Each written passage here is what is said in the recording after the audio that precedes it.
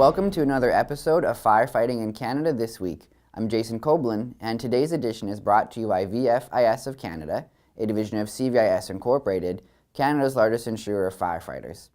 This week's top story: psychology researcher receives federal funding for a PTSI project.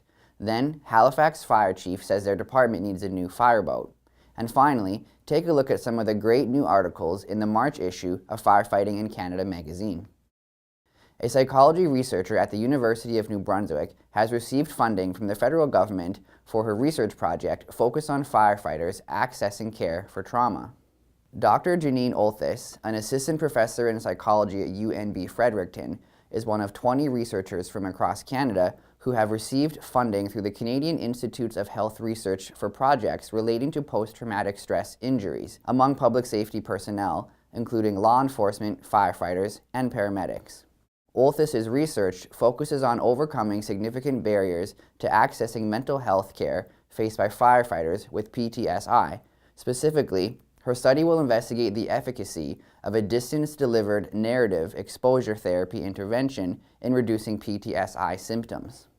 Peter Jabrowski, volunteer firefighter with Halifax Regional Fire and Emergency, wrote an article for the Chronicle Herald saying the department is looking for a new fireboat. Fire Chief Ken Stubbing presented to Council indicating that the current fireboat has exceeded its serviceable life and doesn't meet the department's needs. The current boat is an inflatable with an added fire pump and monitor. It is also fully open, without a cabin, so the crew is exposed to the elements. The chief suggested acquiring a boat like the one in use in Vancouver and Victoria. That boat is a Firestorm 40, constructed by Metalcraft Marine.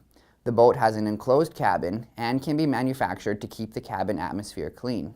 A port city like Halifax needs an on-water firefighting capability. Increased development on the waterfront could present problems for firefighters if they can only access a structure from the land side.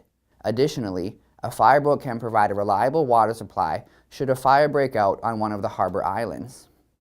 The March issue of Firefighting in Canada just released and is filled with great new content and features from some of our regular contributors and columnists. The issue features an editorial from editor Grant Cameron on preventing wildfire tragedies, a GTA photographer and his creative new portrait series, a new volunteer vision column by Tom DeSorcy, an article by Ed Brower on secondary trauma, 6 steps a firefighter can take to improve performance, another Back to Basics column by firefighter Mark Vanderfeist, and a lot more great content. Be sure to grab a copy or flip through our digital version, which can be found at firefightingincanada.com. This is Annex Business Media's Niche TV. Thanks again to VFIS of Canada, a division of CVIS Incorporated, Canada's largest insurer of firefighters. Stay tuned for our next episode on Friday, March 15th.